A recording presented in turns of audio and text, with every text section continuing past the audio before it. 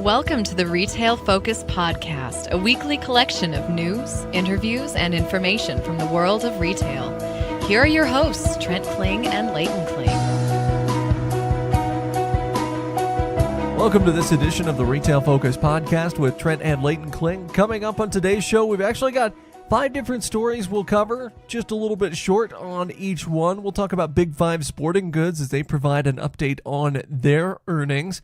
Things Remembered reportedly filing for bankruptcy soon. We'll talk about Shopko once again as they try to divest their pharmacy division.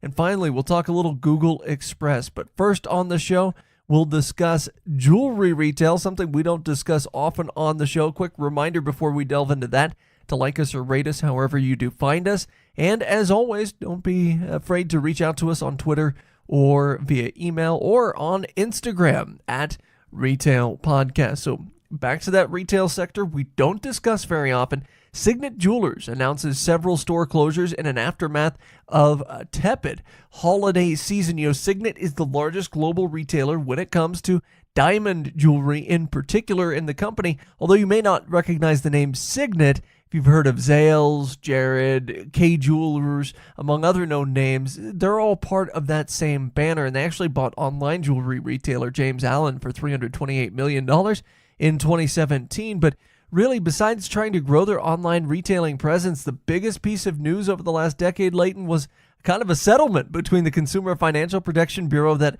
alleged one of its subsidiaries signed customers up for credit services that they weren't privy to, something that kind of resembles Wells Fargo and what they did at massive scale. Ended up having to pay $11 million in penalties and fees to settle in 2018. Outside of that, the company's had a pretty low profile until this. Now they're deciding to close several stores.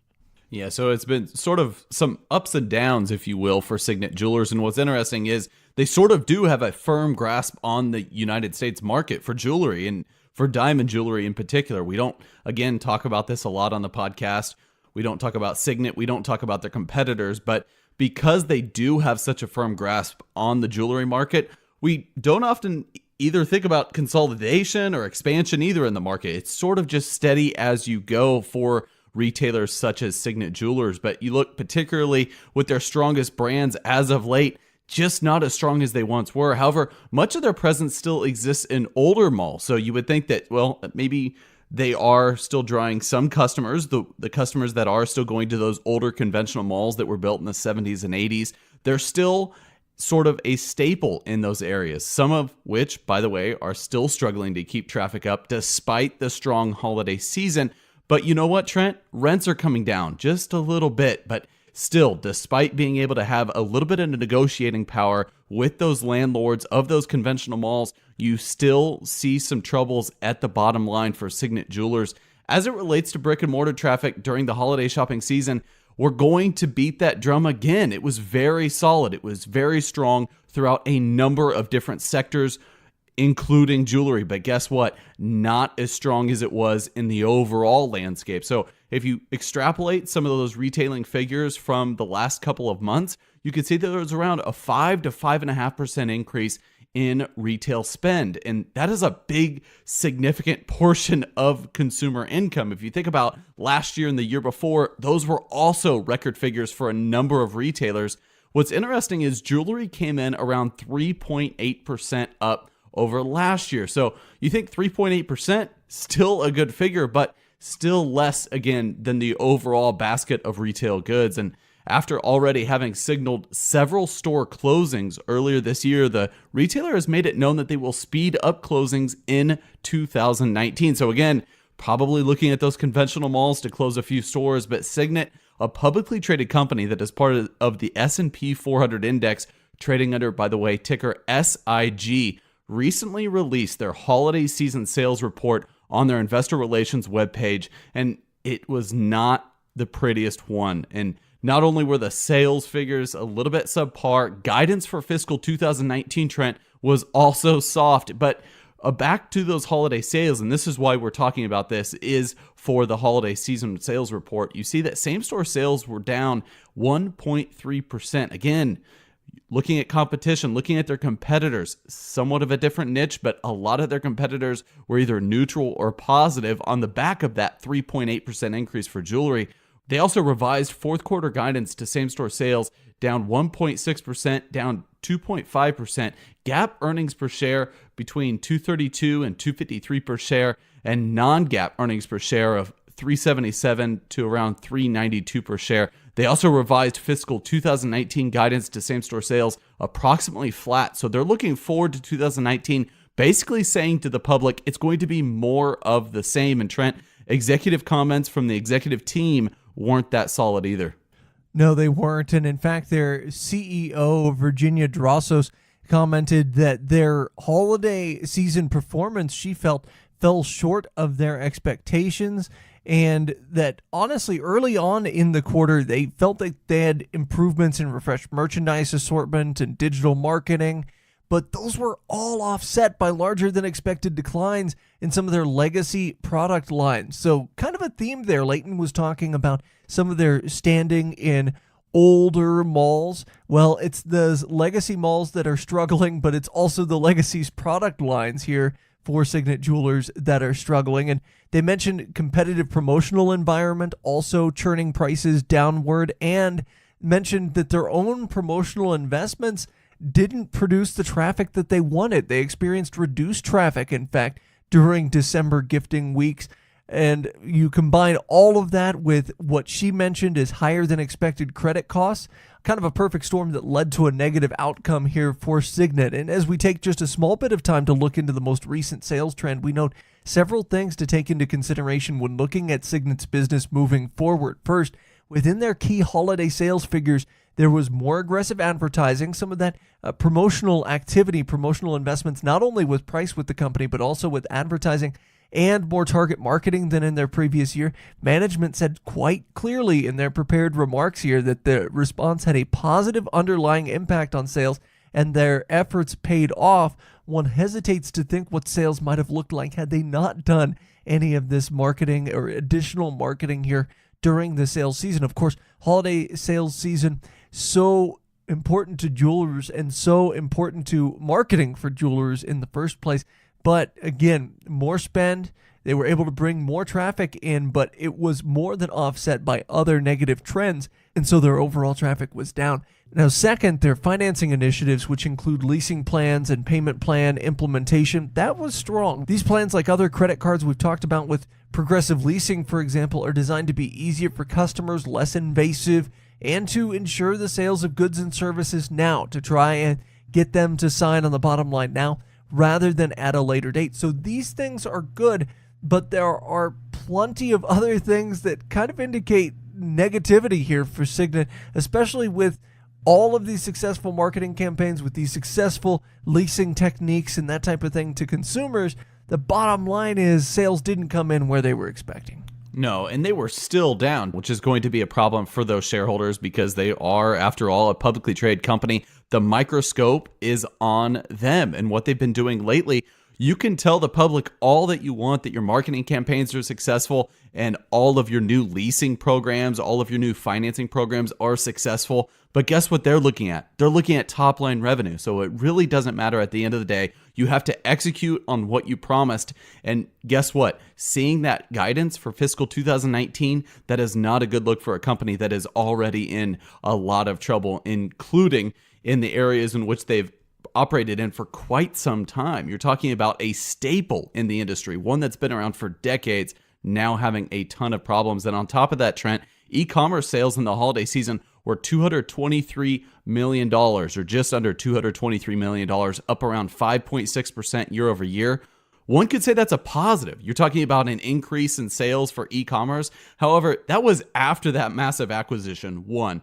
Two, this is on top of a retail environment that is seeing double-digit increases at some of the most stagnant retailers here in the United States. You're talking about Best Buy never really reporting anything below double digits. Same for Walmart, same for Target, same for even Costco now, reporting 20 to 30% increases, and they barely have an online platform. So you really have to take a step back and say, you know what, 5.6% when all of jewelry sales for the holiday period were up 3.8% again in the United States. That is a problem. They need to continue building out a robust e-commerce division. before pulling off anything else in terms of marketing effort. And this overall does not bode well for the company heading into 2019. This is our take, because we get the broader sense of why management teams may not be the most optimistic in the months ahead. We really need to see management up their optimism with the company. They need to really tell their consumer, they need to tell their investor, they need to tell everybody, including their operational teams that are at the ground level, what they're going to do to right this ship. So we really have to ask ourselves here what the company is going to do to improve their balance sheet. If their current operations are not providing the same rate of return they once did, what is the underlying problem? What are the consumers wanting that you're not giving them? Signet CEO again said in a statement that the company will move decisively to improve profitability through aggressively optimizing their cost structure and continuing to right-size their store base. But that tells us very little. What that tells us, and the reason that we're talking about this, is that they're going to be closing more stores. But what are you going to do with those existing stores? Those company personnel, they want to know what you're going to be doing. What is your strategy moving forward? You can't just say that you're cutting costs, because then you're the next Sears. And Sears, guess what? It did not turn out too well for them. And honestly, currently, the company has smaller cost savings plans in the works. Nothing that substantial in our humble opinion. We were looking at the balance sheets earlier, not that aggressive in terms of cost cutting. If you're talking cost cutting on an annual basis, $30 to $50 million, yet you're the largest in terms of market share diamond jeweler in the United States, something is wrong with your strategy. The company now operates nearly 3,500 stores. This was as of the 1st of January this year. The big question for us is where we would ultimately see some sort of larger scale consolidation, because while they're hinting at closing stores throughout the country, where exactly are they going to be doing that? Are they going to be doing it in metropolitan areas, or are they going to be doing it in those regional malls that have fell by the wayside?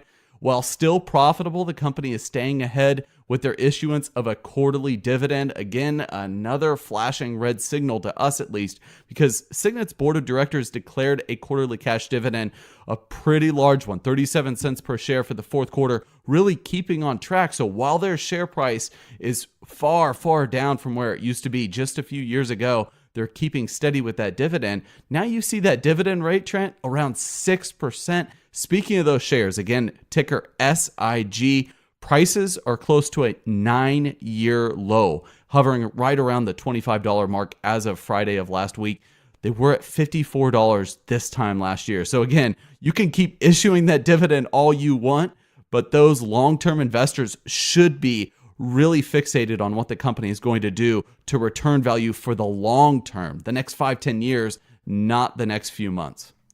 So we go from kind of the negative in Signet to the positive in Big 5 Sporting Goods as they announced their fourth quarter earnings update and full year update with modest late year gains. And by late year gains, we primarily mean December, because even as late in the year as October and early November, the company was still tracking negative, but a sharp turnaround in the latter part of the year that management says has continued on into January has us arching our eyebrows at a sporting goods chain that looked to be kind of right now in the moment where Hibbett Sports was a year ago, kind of struggling with sales. Hibbett had a better 2018, but we'll see where Big 5 ends up in 2019. Now, these late year gains are particularly important considering the poor fiscal year Big 5 had displayed up to November and December. To compare, Big 5 is basically, like I said, now where Hibbett Sports was back in 2017 when you compare the numbers. And there's more to compare here than just the numbers year over year. As with Hibbett, Big 5 operates in a number of smaller markets, but also has stores in larger metro areas based out of California. Many Big 5 stores are freestanding, usually in the neighborhood of around 8,000 to 12,000 square feet. Most of their 436 stores are in the western U.S., but they do have outposts as far east as Texas and Oklahoma. So primarily we're talking about a West Coast chain. Hibbett, when you think Hibbett, you think largely Midwest, you think largely smaller towns. Big 5 cuts their teeth in a lot of smaller to mid-sized markets as well. Now let's talk about this quarter. Their preliminary results dovetail with traditional calendar quarters. So just to let you know, this quarter concluded December 30th, 2018. We'll get full results at some point in February, but this was basically just an update or those preliminary results. And for the quarter, this is the big news here. Big Five came through with a 1.1% improvement in same-store sales over the same period in 2017. And you might be saying, well, 1.1%, that doesn't sound like a big number when a lot of businesses are producing 2, 3, 4%, or in the case of Costco and some others, 7 to 10%. But for Big Five, you have to put it in perspective here. You have to understand Big Five has been negative mid-single digits for most of the year. So to turn around with a 1.1% improvement for the quarter over the same period in 2017 is rather remarkable for them. Net sales for the company were also up slightly. So not just same-store sales, net sales as well, from $242.9 million up to $247.1 million. Now, the increase in net sales primarily due to that same-store sales increase, although they did add one store to their portfolio during 2018. Now, when we talk about a favorable comparison with the rest of the year, a same-store increase, as I mentioned already, of any kind is amazing. After same-store sales losses of, get this, 7.5% in the first quarter and losses then of 2.1% in the second quarter, third quarter was still slightly better, but down 2.0%. So this is what I mentioned when I talk about that 1.1%, even though compared to other retailers, maybe not so robust. This company, this very same company, had negative same-store sales of 7.5% back last winter. And so this is going to be an interesting thing going into the first quarter here, going against very poor comps from 2018. Can they continue that momentum in 2019? In a likelihood, they should be able to, again, given those poor sales. But as a result of the poor early showings for the full year, same-store sales were down 2.7%. But even better, when you look at the fourth quarter, we always talk about this, Leighton. It came from a combination of average ticket and traffic. So both of those were up slightly. If one of those were up, we might not take it so seriously here, but both were up, and that we look at as representing a more sustainable sales increase, because if the increase was just tickets, so ticket sizes going up but not traffic, or the other way around, if traffic was up but ticket not, it can indicate one-time impacts from things like clearance events, new product releases also, because we're talking about the sporting goods industry, a new shoe that comes out, a new popular type of piece of baseball equipment, for example, that could present a little boost here, but less sustainability long-term for the numbers. And I think the fact that both ticket and traffic up for Big Five shows positive things. And although the company said it was partially because of the weather, it's not just because of the weather. And they had other good news, despite the fact that traffic was up and sales were up, other good news in other areas in terms of the company's bottom line.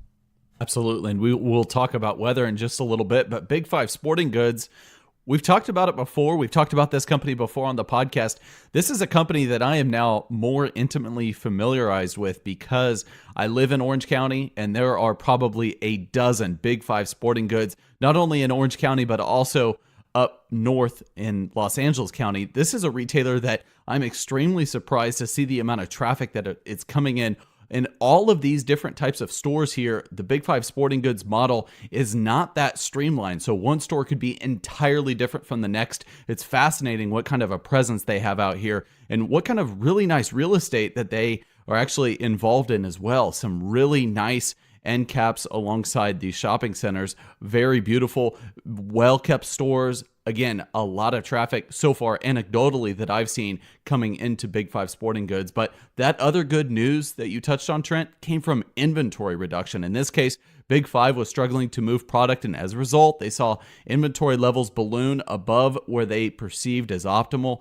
However, by the fourth quarter end, they decreased inventory levels by 7% versus the conclusion of 2017, suggesting that their initiatives to move out stale inventory and better anticipate consumer demand were bearing fruit. Again, drawing back to my real life experience over the past month and a half or so, seeing hordes of people go in and shop there at Big Five Sporting Goods. But all of this had a slightly positive impact on their new bottom line expectations for when they release their full earnings report in February. They now expect diluted earnings per share to come in around at a loss of 15 to 17 cents per share. However, much better. We talk about a loss being a bad thing always, but their previous guidance was much worse. It was between negative 15 cents per share to negative 25 cents per share. So they really shored up the long end of that guidance. And for the full year, by the way, they expect losses per share to hover around 8 to 10 cents per share. Again, better than their previous guidance. So you have to take that for what it is. But as we transition here back to the weather, the idea that weather can either be a good or a bad thing for a company, we try to not place undue credit or blame on weather all that often. We are wary of placing undue credit or blame on weather. CEO Stephen G. Miller noted that the cold weather has thus far been a credit to their sales. He mentioned that this has not only provided a positive impact for the company and the sales in December, but that this really has momentum, at least to this point, that's carried over into this month of January. In fact, the decently cold December month contributed to mid-single-digit same-store sales increases. This pushed quarterly same-store sales positive after mild losses in October and November. So that is really good news for the company. And credit, by the way, to Miller and the company for giving the weather its due rather than crediting internal sources as the sole reasons for the turnaround. A lot of companies would love to take credit by saying that they executed well on their marketing strategy and that's why sales are up, but they really are fairly realistic about what's happened and how external events can really have an impact on the company. He seems to be very realistic about his business's current status too, and acknowledges that they have a ways to go in terms of making profitability. And speaking of that road towards profitability, Big Five has been able to pay down some debt recently, which is always a good sign for a company. They were able to use some strong fourth quarter sales to pay down approximately $19 million in debt, leaving with them just $65 million in debt at the end of the quarter. While this isn't perfect for a company of this size, the amount of debt is more reasonable, and their efforts to continue to eliminate it should make them more efficient in turning sales into profit in the near future. Generally, now we could see potential for a better 2019. Not going to see massive growth here. I think you're not going to see unit growth, certainly in the neighborhood that Big Five has had in the past, maybe a decade ago, but they've stabilized their store base. They haven't overexpanded lately, at least, and they know their target markets. They're very familiar with the West and the Mountain West that they operate in. This combination should likely keep them afloat in the wake of all the struggling sporting goods retailers shuttering in 2016 and 2017, the likes of Bob's Sports and Sports Authority. These companies, Big Five, Hibbett, they've managed to stabilize somewhat over the last couple of years. And with those two, and then Dick's, which is a much larger market sporting goods retailer, you have to think that brick and mortar sporting goods probably here to say, especially since, and we've mentioned this on the podcast before, Amazon just has not made much of a foray into the sporting goods realm. Their selection is still relatively poor. And Leighton, you and I both active. We both purchase our fair share of sporting goods. Very, very difficult to find good pieces of equipment on Amazon compared to the likes of e-commerce sites, even for the likes of Dick's and Hibbett. But ultimately, it's going to come down to a lot of times people just want to try gear on before you buy, and where and when that's possible. That's why those brick and mortar stores may end up continuing to, if not win out necessarily, certainly survive going into the future. Well, speaking of survival, or the lack thereof, Things Remembered, a mall staple, will reportedly file for bankruptcy soon, potentially closing most of their store fleet. Now, often we feel as though e-commerce gets blamed unfairly for the bankruptcies or closures of retailers. We feel as though some of the e-commerce notations have been a little bit exaggerated. For example, I saw an article on Reuters the other day that blamed e-commerce for Sears' downfall, and I think those of us that cover retail know that might have played a very small part, but Sears was already well on its way into the tank before e-commerce became truly a phenomenon in the United States. But in this case, with Things Remembered, e-commerce may be legitimately to blame. Now, Things Remembered was founded in 1967, is pretty much held almost always onto niche retail categories surrounding gifts and engraving and personalizations.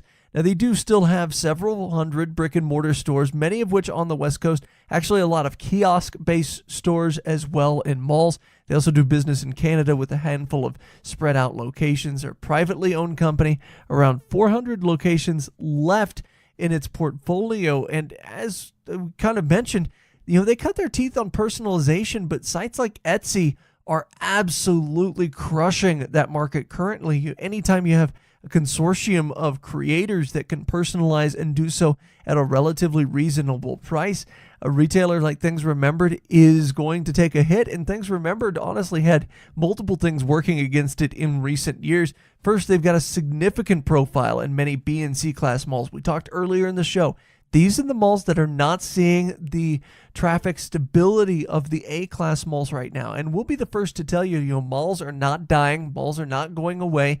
A lot of the A-class malls are seeing a lot of success. At the same time, B and C-class malls, which you may have heard, are not exactly traffic positive. The status in A-class malls, not enough to save sales here for Things Remembered. Second, there are troublesome confluence between offering personalized items, but they're doing so in the form of a massive chain. And this is basically in an area of retail where bespoke handmade products from smaller suppliers have taken up a massive amount of market share. Like I said, Etsy, they're not the only ones, but Etsy is the most notable one where you're bringing together a number of producers that can make these products and make them perhaps a little bit more meaningful.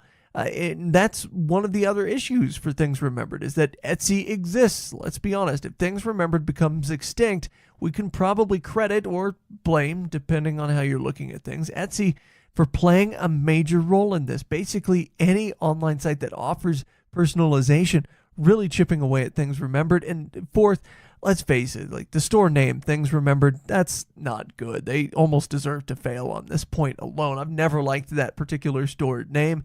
And in this case, we may not have to look at it for too much longer. Yeah, that's right. It may be a distant memory if all goes poorly for the company during bankruptcy. Again, it's not official that they're going to file bankruptcy, but reports suggest that if bankruptcy does happen, if they do file officially for bankruptcy, it's going to pretty much spell doom for the company, as initial plans are calling for the closure of the majority of their stores, again, around 400 stores. Along with those 400 stores, Trent, you always have to factor in the employees, or at least we do on this podcast. Anytime we talk about retail closures, a lot of people love negativity. A lot of people love hearing that retail is dead or malls are dying. Guess what? That affects employees directly. So for them, about 2,500 workers.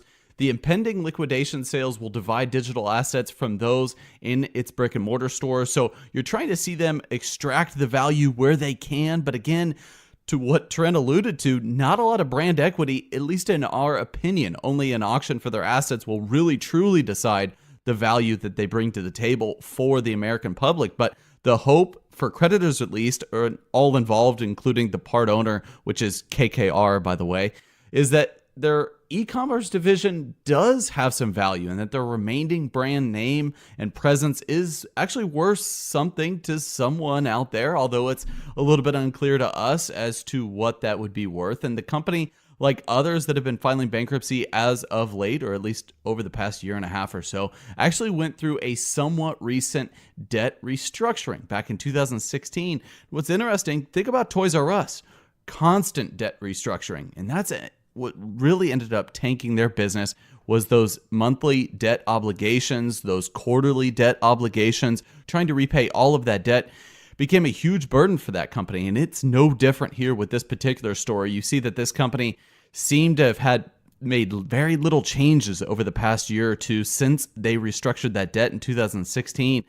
How they did business, pretty much just the same. And as we discussed, they've been facing new entrants online that are far better at creative designs and engraving optionality. And guess what? Shipping happens far quicker nowadays. So while it has been a little slow in terms of e-commerce adoption for things like engraving and customization services, they can get the product done far quicker now thanks to 3D modeling and different ways of printing the item, and then they're able to ship it off and get it to you within 24 hours. So it's really a no-brainer if you're into that sort of thing. If you're into that niche retail category, they are up against some fierce competition right now. And Things Remembered, according to some simple arithmetic, have close to around 55 stores closed over the past year already. Have, again, not really restructured a whole lot in terms of their current store operations.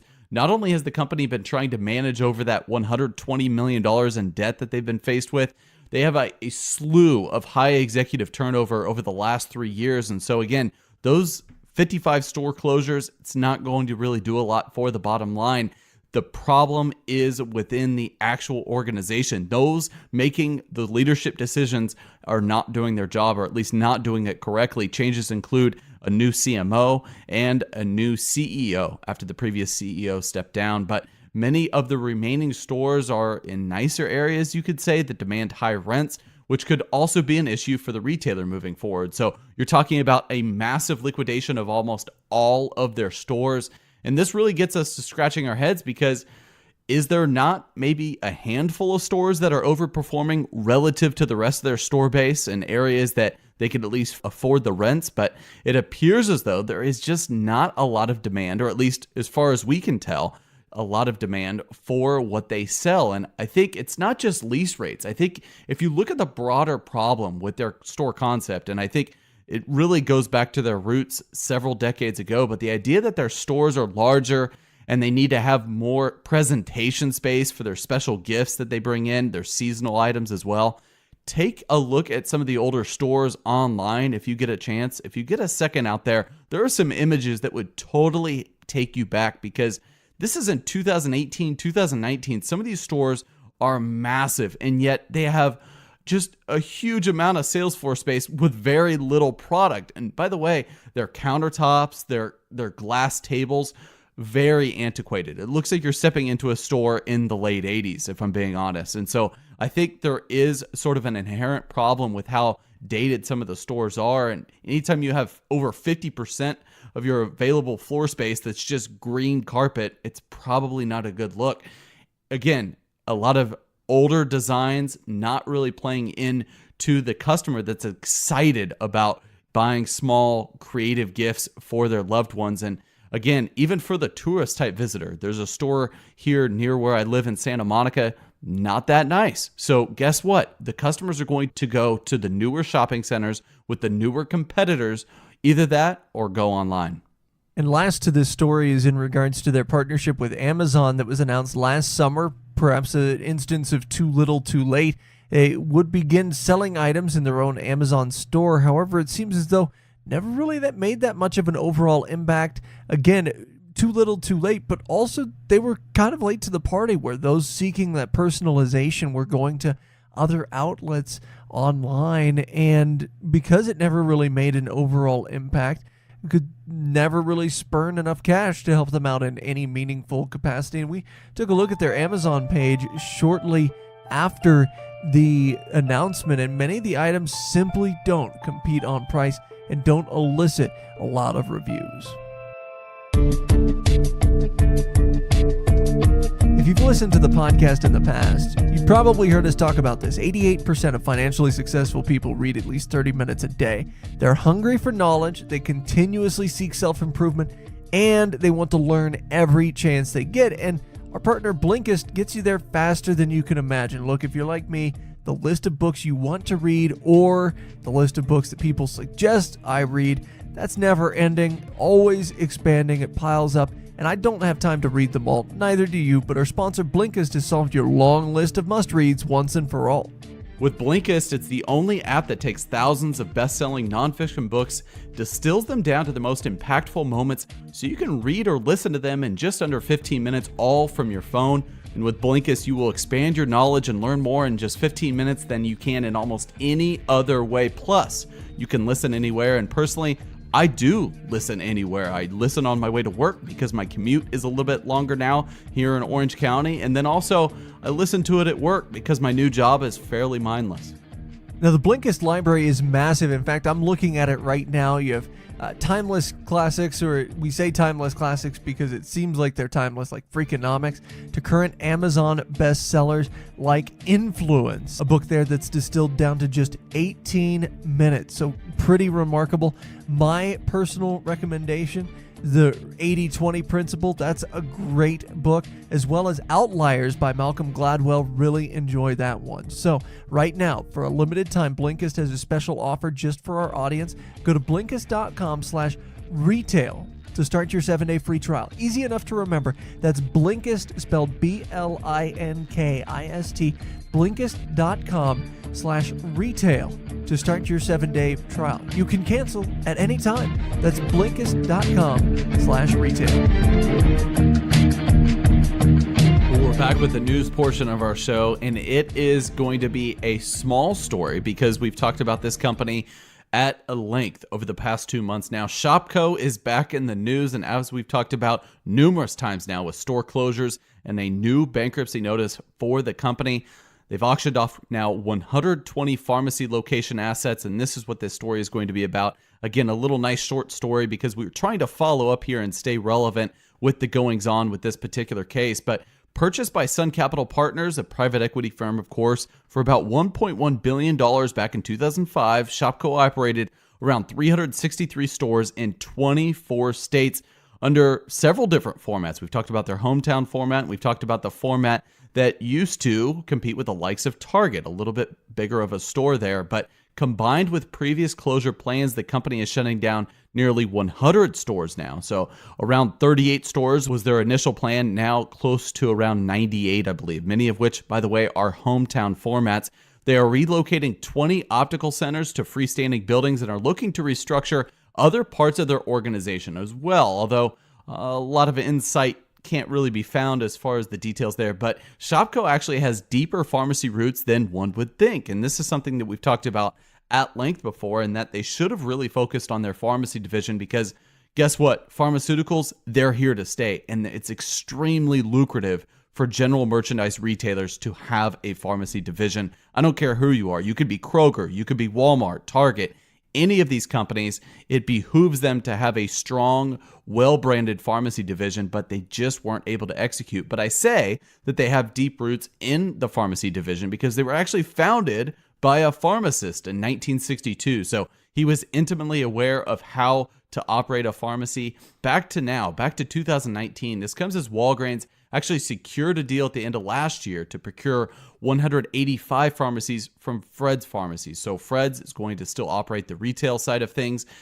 Everything else, all of their pharmaceutical division is going to be farmed out, Walgreens among other operators. And that's relevant. This is really relevant because you see the time is now for large operators, and this is what the story is really about, in that there's going to be consolidation within this market, and it's not for lack of growth. It's growing rapidly. The estimates for pharmaceutical growth between now and 2030, phenomenal, absolutely incredible. So Walgreens, between Fred's and Rite Aid, has been on a massive buying spree. CVS as well. Think about reaping all of the rewards from buying out Target's pharmacy division a couple years ago. So Trent, consolidation and competition to buy up regional pharmaceutical operations has been a real driving force for some of the biggest retail pharmacy players in the United States. We've talked about that.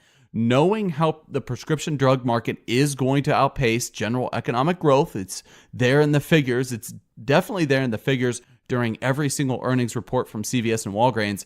You see that they're trying to capture market share now where they have the hopes of being the prevailing brand in whatever area they're looking to buy in terms of these Shopko locations. It really is a case of buying low, not so much that there's low perceived value to the pharmacy divisions for companies like Fred's and Shopko, but the fact that these companies are desperate and they know, Shopko and Fred's do, that there is a finite amount of buyers that are out there for their pharmacy assets. And so that aggressive willingness combined between CVS and Walgreens to take over in all parts of the U.S. was more apparent than ever during Shopko's auction, where there was demand from express stores and in-store pharmacies there. According to the U.S. Bankruptcy Court filing, more than 20 bidders trying to secure Shopko assets. Now, not just pharmaceutical assets, of course, but 20 bidders trying to secure Shopko assets. A lot of players in this particular bankruptcy court filing, not just CVS, Walgreens, and the likes of those. Now, this tells us not only is it imperative to capture new or existing markets, but that Shopko's ability to successfully operate was poor. When you have 20 people, now granted, some of them probably liquidators, but when you have 20 companies lined up for your assets, that tells you that a lot of people in the retail space didn't think you were operationally sound. Now, among the winning bidders are, of course, the big three: Walgreens, CVS, and Rite Aid. They're essentially purchase agreements here that need final approvals across the board, but the total dollar amount is over $50 million, and Shopko says all funds will, of course, go to the debtors per the bankruptcy requirements. Now, Walgreens was not only one of the three winning bidders, but they were by far the largest. They purchased rights for 63 Shopko pharmacy locations. In a statement, Walgreens said they were excited to welcome new patients to their business. Of course they are. Oddly enough, Albertsons and Kroger also won out, along with some smaller regional grocers, because a lot of times you have Shopkos operating in smaller towns. You have smaller regional grocers scattered in these markets that could really see an opportunity there to kind of snatch up some market share. And in a free market type situation such as this, certainly obvious that there is more opportunity to succeed than to fail. So many interested parties looking at even the smallest of market sizes. You really have to think about the sheer size of the transactional value of all of this going forward. So once again, wanted to follow up on this. Interesting goings on here as the pharmacy assets get kind of auctioned off to the highest bidders. But again, we'll see what becomes of the Shopko bankruptcy, if Shopko can maintain those freestanding locations, or if other assets end up going to bankruptcy auction, who snatches those up as well. Well, on to our final story with Google Express, as they look to be under pressure as Walmart has decided to pull their items out of the platform. Now, introduced 6 years ago, and something we don't talk about a lot on the podcast, Google Express was designed to be a one-stop shop for online shoppers who liked shopping through multiple retailers, kind of an online shopping mall of sorts, if you will.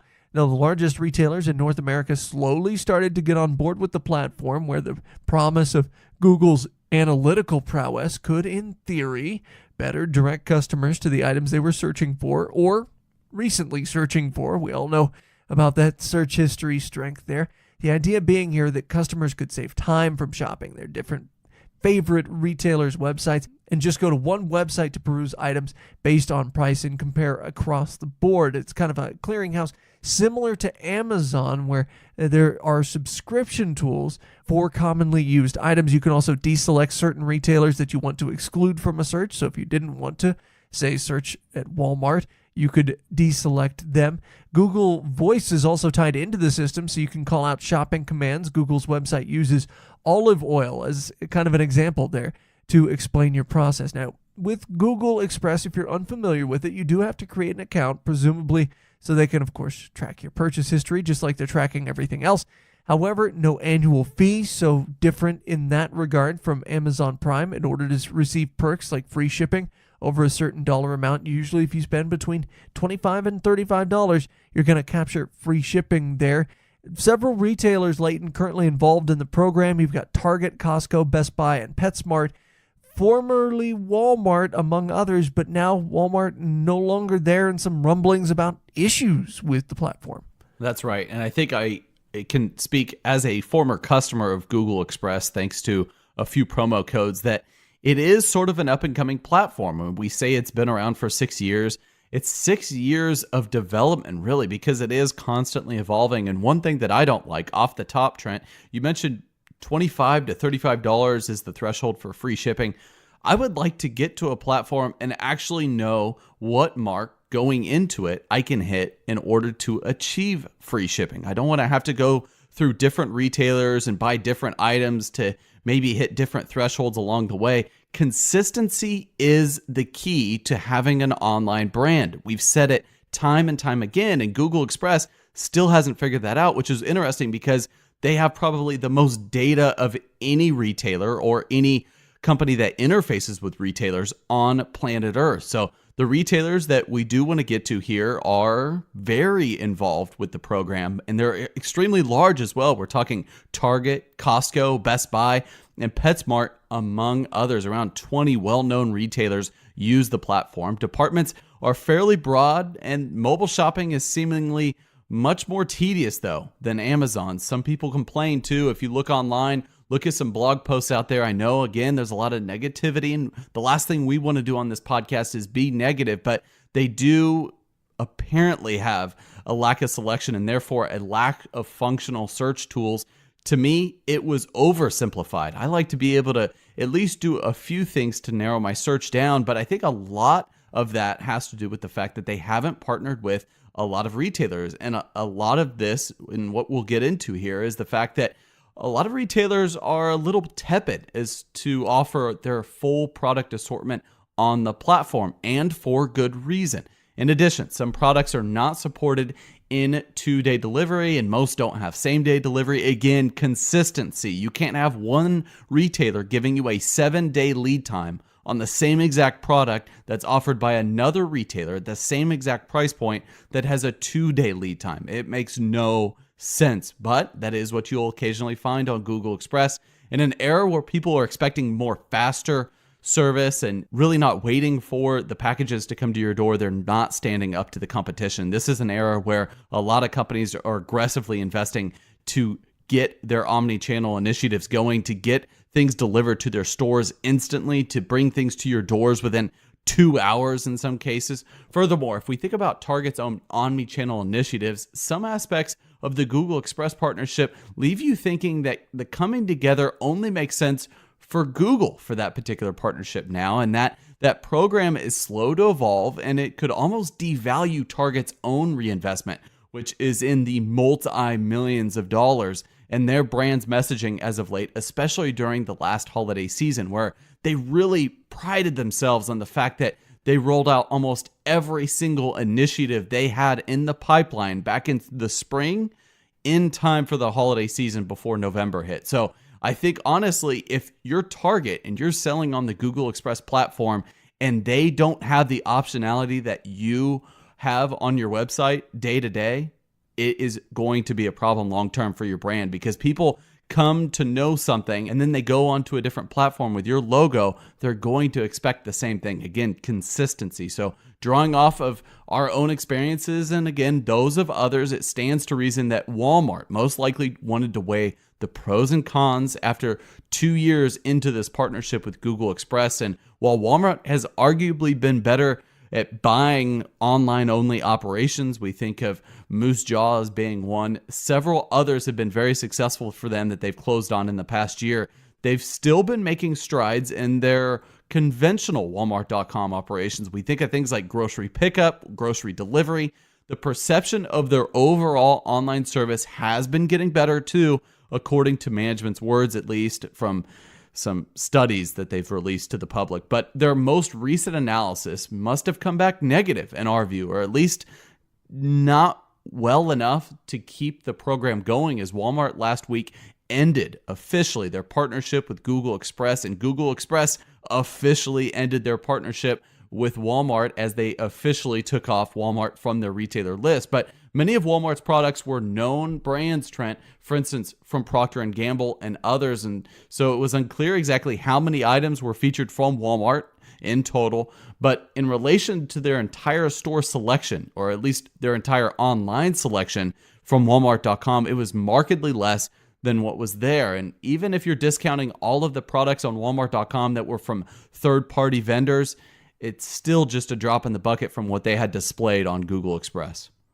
Now, this, again, is part of a potentially bigger issue or maybe a bigger wave for Google Express here. Online news source Digiday points out that adopters early on, like American Eagle, Staples, Lucky, Office Depot, Blue, and the outdoors retailer, REI, they're also no longer selling products on Google Express. So potentially, like I've mentioned, it may be indicative of problems with the platform, or as Leighton said, you're kind of confounding branding by using the platform in some cases. But in the end, analysts think it could go one of two ways as a result of this very recent Walmart pullback. One, Andy Taylor, who's an associate director of research at Merkle, said that Walmart's exit is probably disappointing, but might offer opportunities for other brands.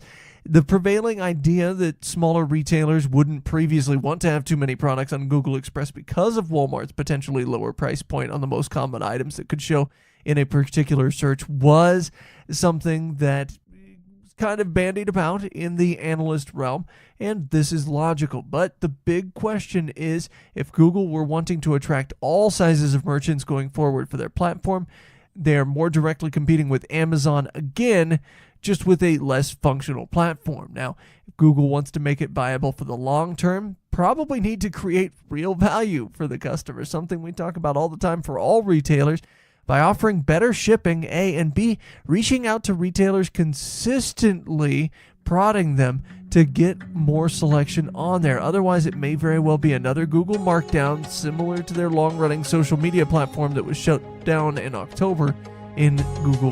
Long live Google+.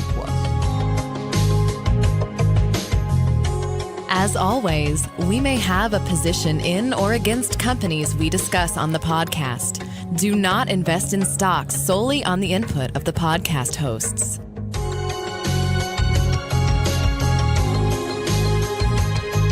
What brings us to the final segment of the Retail Focus podcast, a segment we call Looking Ahead, where each Leighton and I talk about a story we're keeping an eye on for the next week, month, or year, and we start with Leighton. My looking ahead has to do with a story, or at least a survey, brought to you by CompareCards.com. In that report, it says during the 2018 holiday season, Americans applied for store credit cards at the rate of around 30%. So 30% of shoppers applied for a store-specific credit card over that shopping season. And what's curious to me is that there wasn't a lot of data as far as what happened in 2016 and 2017. So you can't really put this report in perspective, but a couple things stood out to me, and this is why it's my looking ahead. You tend to think of younger individuals, millennials in particular, ages maybe 20 to 35, as making less money, having less income than the older demographic, especially those that are nearing retirement age. And maybe some people who even are drawing pensions have more income than you would see in an average millennial. Well, those millennials, ages 22, the survey says, to 29, were the largest demographic to actually apply and receive store credit cards. It says they were also more likely to get rejected too, probably because of that income equation. But overall, you're seeing that these younger people are okay with credit cards. And this was something that is actually contrary to what we've heard in the past, where people are saying that younger people that are in this particular range actually went through parts of the Great Recession. And so they're going to be a little adverse to pulling a credit card and using the credit card for purchases that you don't actually need, things like apparel and gift ideas. So this really brings to mind the idea that in the long term, we're talking 1, 2, 5 years from now, are they going to be purchasing less items because they're going to be having to pay this debt off at some point in time? And what's interesting to me too, along in that same vein, it says via this survey at comparecards.com that the interest rate of a lot of these branded store cards around 25%. The whole reason they're issuing the cards is not only the top line revenue, but the fees and the interest rates. Think of all of that as almost a cash bundle for them during the rest of the year as people are paying back this debt. So I think for me, it's going to be interesting to see, looking ahead to the next holiday season, are we going to see the same trend in terms of the percent of individuals that are applying for credit cards and the percent of individuals that are actually using the credit cards? Or are they going to put their foot on the brake a little bit because they're having to pay that 25% interest rate from the purchases they made last year? So I think that's a big reason why we have to keep an eye on this particular story. And I think you have to pay attention to all of the consumer debt and how willy-nilly people go about trying to apply for these types of leasing programs and cash upfront programs, where I think in the long run, it may actually hurt your personal balance sheet. So from very large and general to very specific, my looking ahead story has to do with an article that came out in the Dallas Morning News. Fantastic retail writer Maria Halkias came out with this particular article saying that Neiman Marcus actually reinvesting in off-price. Now, we talked about Neiman Marcus a few episodes ago, saying that this is kind of a make-or-break year for them because, again, they're trying to return to profitability. They've been losing money of late, so that's kind of where they're at, and they're doing so by adding 4,000 items to their online last call store. So once again, we talk about outlet presence and that type of thing. We've seen some brands like Restoration Hardware go away from that, But Neiman Marcus jumping back into it, and not just in a brick and mortar sense, but adding 4,000 furniture and home goods items to its Last Call website, which is at lastcall.com. So essentially, this is after Neiman Marcus closed down a dozen Last Call locations back in 2017. They're kind of bringing that back, maybe realizing that, hey, this is perhaps a pathway to profitability. Now, no word on expansion in brick and mortar just yet, but the reason I'm looking at it is because Neiman Marcus took such a big step back. They closed down 13 Last Call stores overall over the span of a couple of years, and ultimately you wonder if this online experience will actually push them to potentially open more Last Call stores in the future. Once again, outlet shopping is proving a crucial key for a number of retailers there, but there are a lot of retailers that are kind of taking a second look back at it and saying, hey, is it watering down our brand? Certainly something that Neiman Marcus kind of felt when they were closing down some of these stores back in 2017. So as with anything with Neiman Marcus, just in terms of trying to restore themselves to profitability, I want to see if this works, but also I want to see if this parlays itself into potentially adding some of those brick and mortar outlets in the future. So that'll do it for us here on the Retail Focus podcast. For Leighton, I'm Trent saying so long until next week. I'll be coming at you from the Detroit metro area for next week's podcast. Leighton will still be in SoCal.